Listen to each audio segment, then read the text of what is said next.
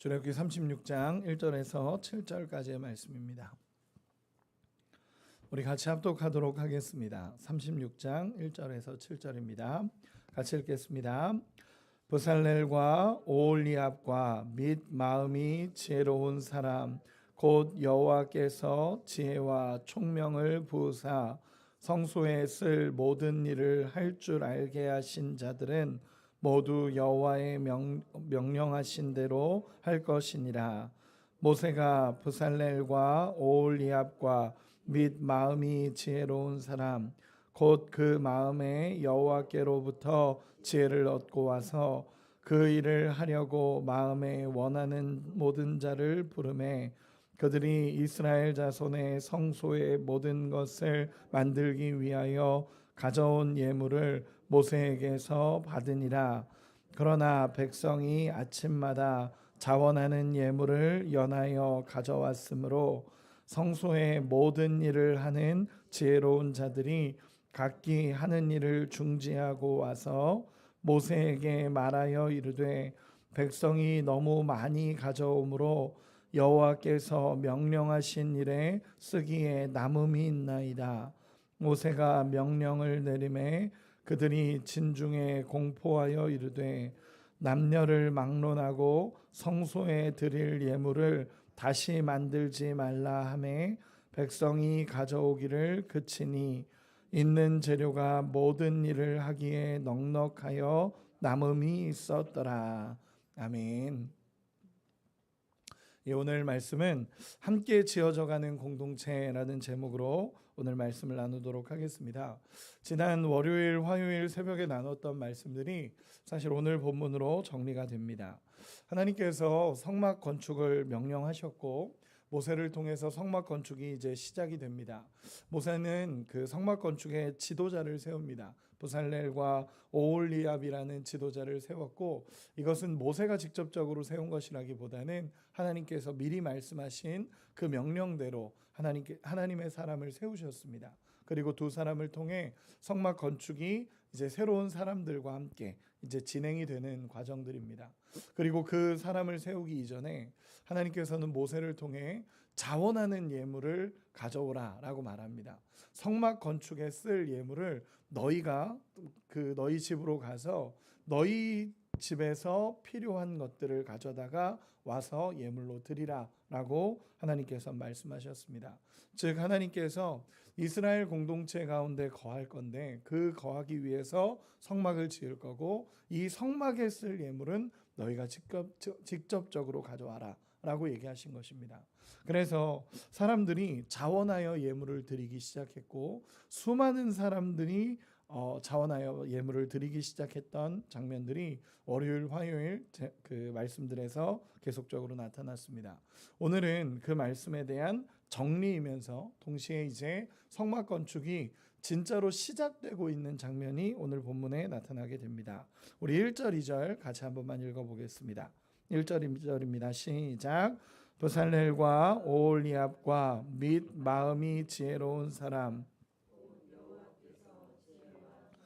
부사 성소에 쓸 모든 일을 할 줄 알게 하신 자들은 모두 여호와께서 명령하신 대로 할 것이니라.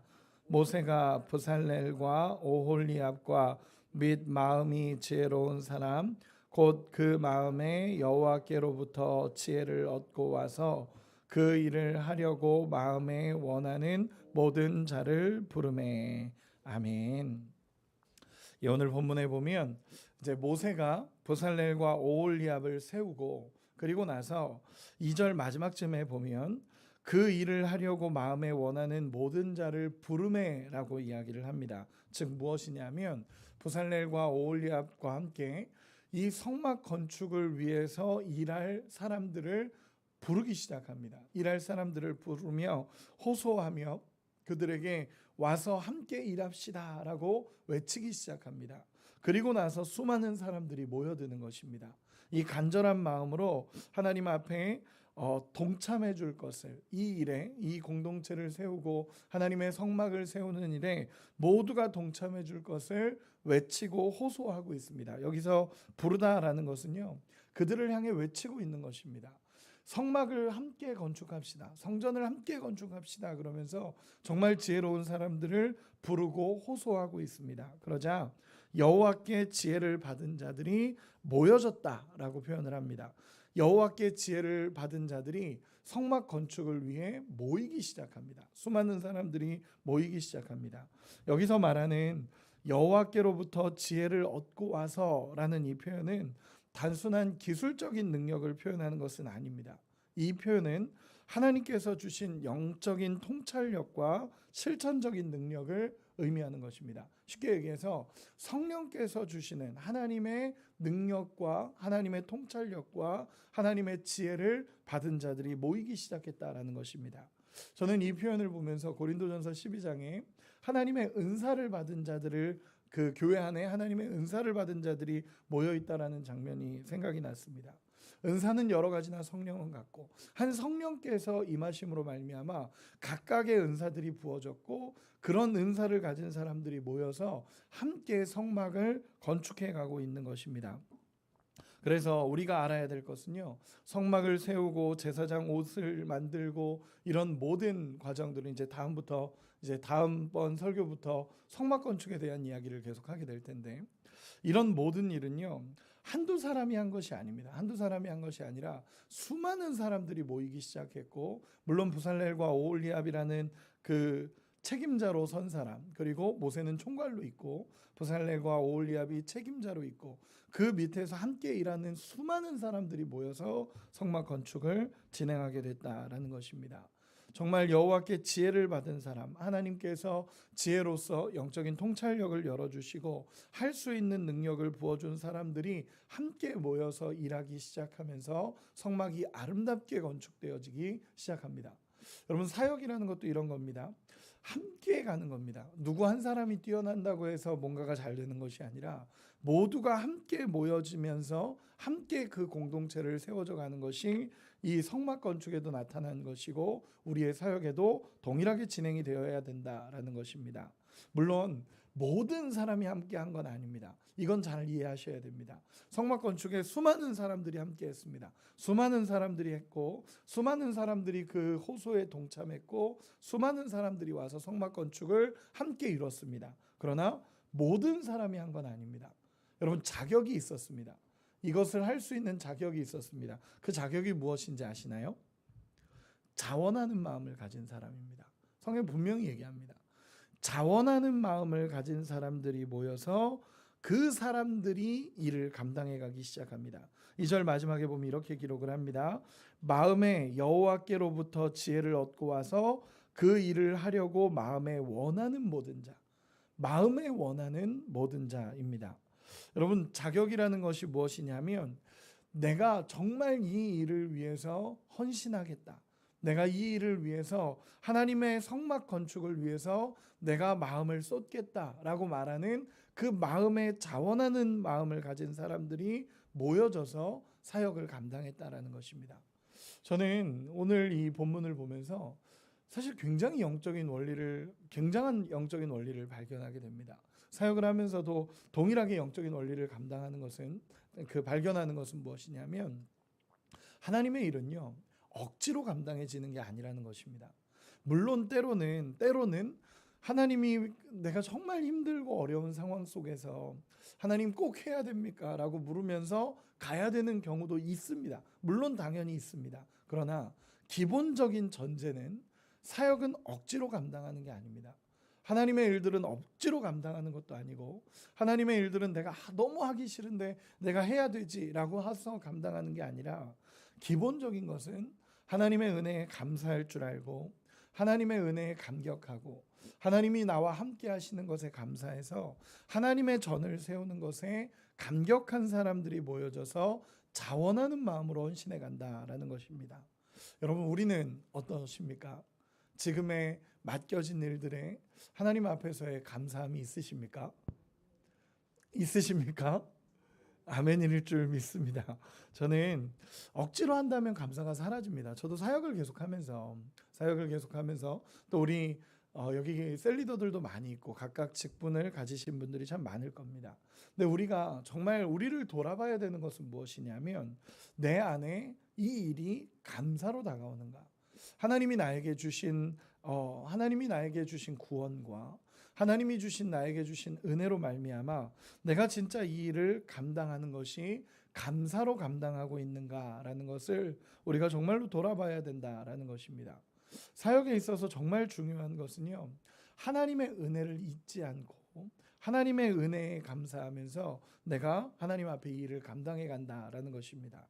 제가 풍성한 교회, 부산에 있는 풍성한 교회 부목사로 있을 때 제가 풍성한 교회에 이제 원로 목사님께서 세미나를 갔다 오라고 하셔서 거기 가서 세미나를 듣고 왔었습니다. 근데 세미나를 들으면서 제 마음에 정말 크게 와닿았던 한 단어였습니다. 그게 뭐였냐면, 여러분, 거기서 저는 항상 이제 제자 훈련에 대해서 고민을 했고 또 전도학을 전공하고 하다 보니까 전도가 뭐냐, 제자가 뭐냐, 이거에 대해서 궁금함이 항상 있고 그 사람이 말하는 제자됨에 대해서 항상 생각을 합니다. 그래서 예전에 그 풍성한 교회 담임 목사님을 인터뷰한 적이 있었는데, 그때 목사님께서 제자란 종입니다 라고 표현을 하셨었습니다.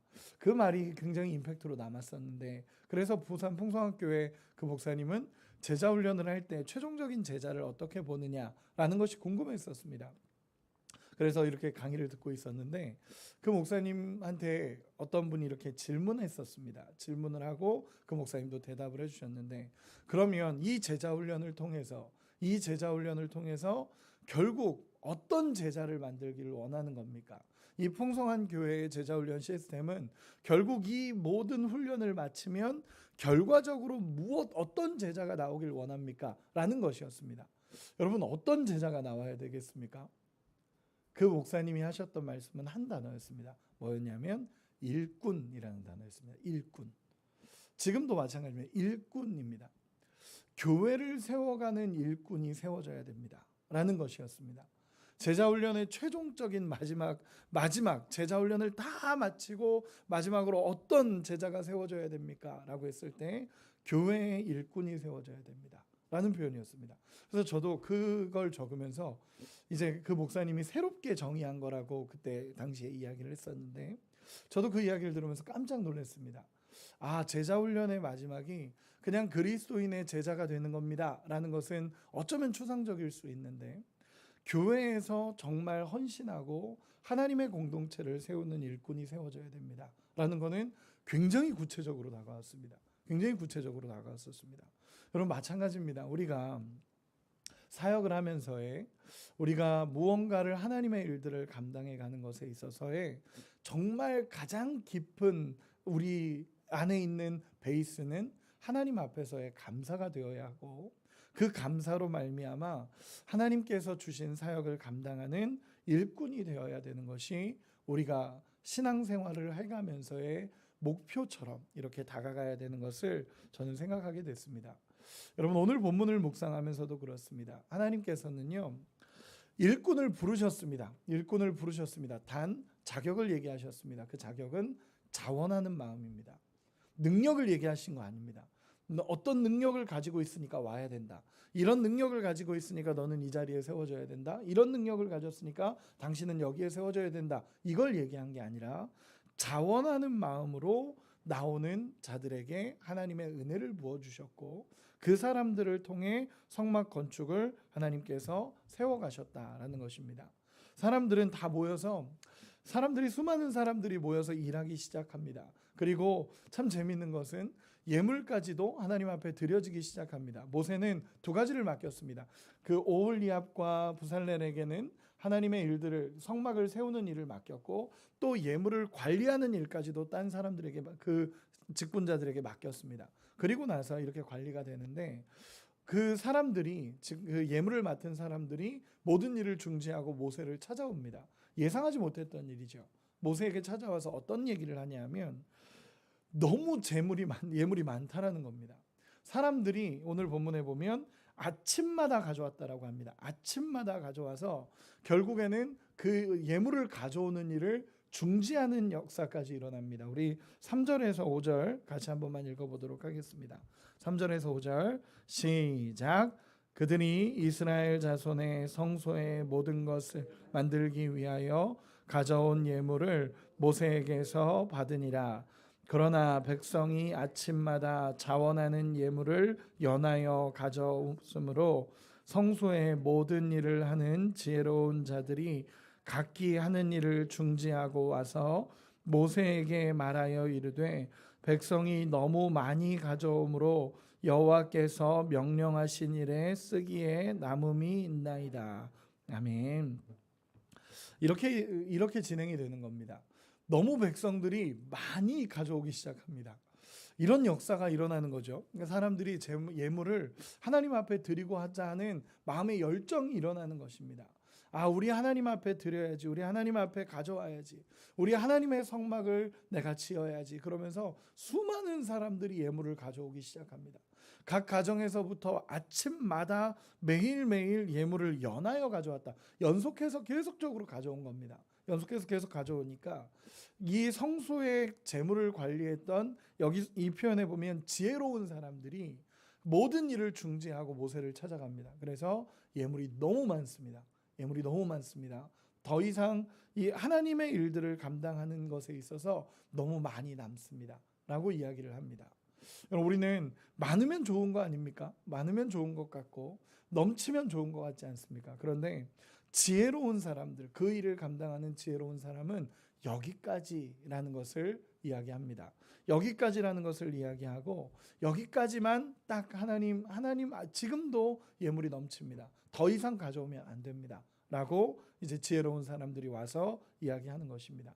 저는 이 장면을 보면서 와, 이스라엘 백성들이 변하고 있구나라는 생각을 했습니다. 변하고 있구나. 하나님의 은혜가 그들에게 임했고, 그리고 그들에게 임한 하나님의 은혜가 커서 그 마음에 있어서 자원하여 하나님 앞에 드리고 헌신하고 봉사하고 그 성소를 세우기 위해 하나님 앞에 나아가고, 이런 장면들이 여기서 계속 나타나는 것입니다. 우리는 어떤지 한번 돌아봤으면 좋겠습니다. 이 말씀을 보면서 저를 보게 되고 우리 공동체를 다시 한번 보게 됩니다. 그 사람들은 받은 은혜가 커서 이렇게 헌신했냐, 그리고 우리는 받은 은혜가 적어서 이렇게 헌신하지 못하냐, 그런 차이가 아닌 것 같습니다. 여러분, 받은 은혜가 적었던 적은 없습니다. 받은 은혜가 적었던 적은 한 번도 없고, 우리의 마음이 어쩌면 하나님과 멀어져 있는 것은 아닌지 계속적으로 저도 그렇고 돌아볼 수 있는 은혜가 있기를 소망합니다. 또한 넘치는 공급이 하나님 앞에 일어나기 시작하자 우리 6절 7절 마지막으로 같이 한번 읽겠습니다. 6절 7절입니다. 시작.